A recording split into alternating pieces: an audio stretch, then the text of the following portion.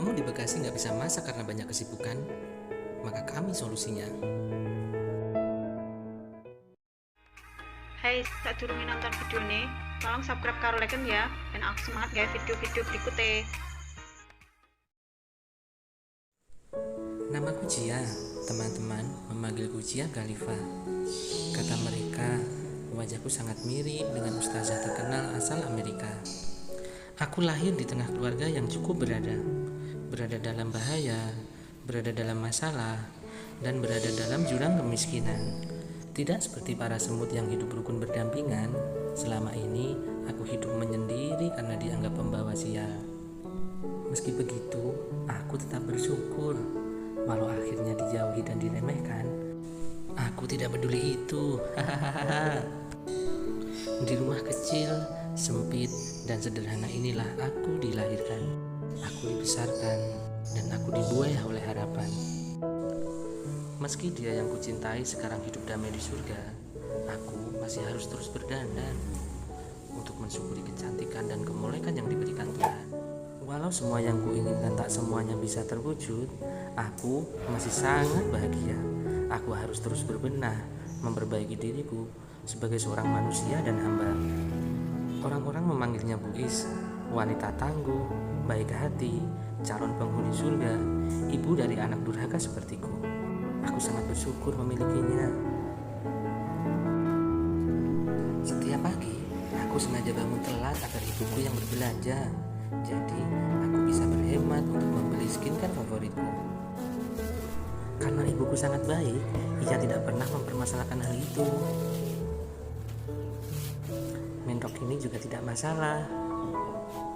Jago pun tidak peduli terhadap hidupku. Labet pun langsung masuk ketika melihatku. Selain tidak berguna, aku juga memiliki 2 tanaman yang berbahaya. 2 tanaman tadi sengaja kutanam tanpa sepengetahuan anakku. Setiap pagi, aku selalu membuat 2 gelas teh panas. Aku tidak membuat teh ini untuk ibu dan anakku. 1 teh kubuat untuk meredam hawa nafsuku, sementara teh kedua untuk meredam gelora asmara dalam jiwaku.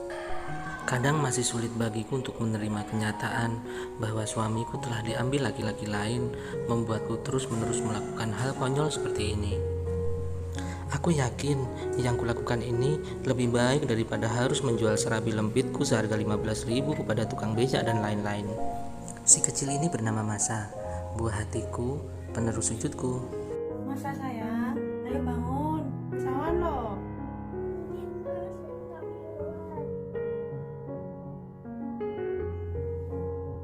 Dilempitin pisan, beres nih. Oke mas, siap.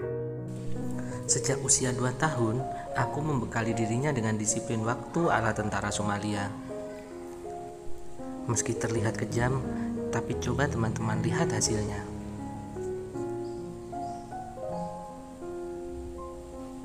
Keterampilan seperti ini memang jarang bisa dilakukan anak-anak seusianya.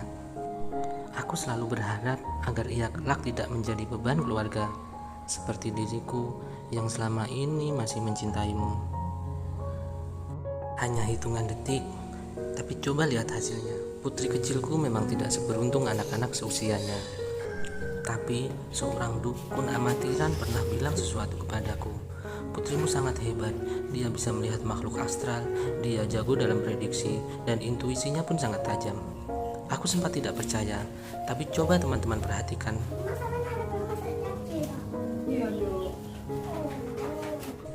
Terbuktikan, tebakannya sangat tepat. Aku bahkan masih tidak percaya itu. Semoga saja kelak ketika ia dewasa, ia tidak menjadi ahli judi, ahli nujum, paranormal, dan sebagainya. Tentu saja yang kukatakan tadi adalah bohong. Ini semua agar kalian semua terhibur dan tertawa. Mohon dimaafkan ya.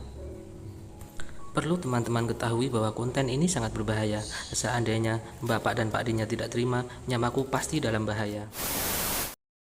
Agar video ini tidak monoton dan lebih bermakna, maka izinkanlah saya yang hina ini untuk mendeleming, membacakan catatan kecil dari aktor utama kita yang berjudul "Di manakah letak kebahagiaan itu?".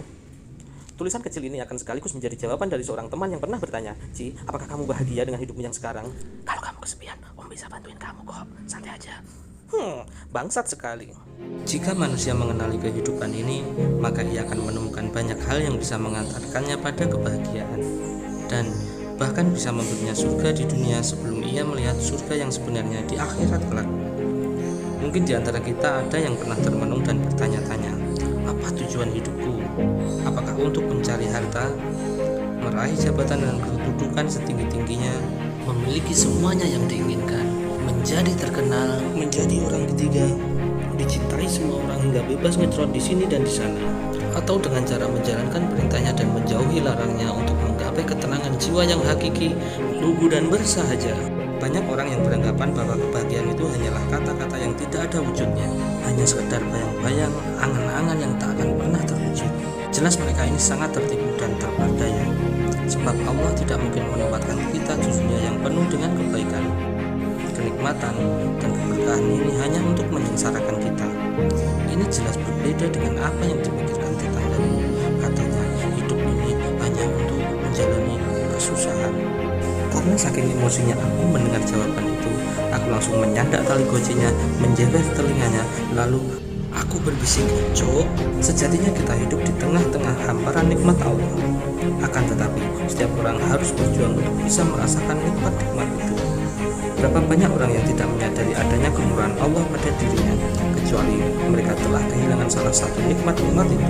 Ujuk-ujuk aku kelingan lagu nih Bang Roma. Kalau sudah tiada baru terasa.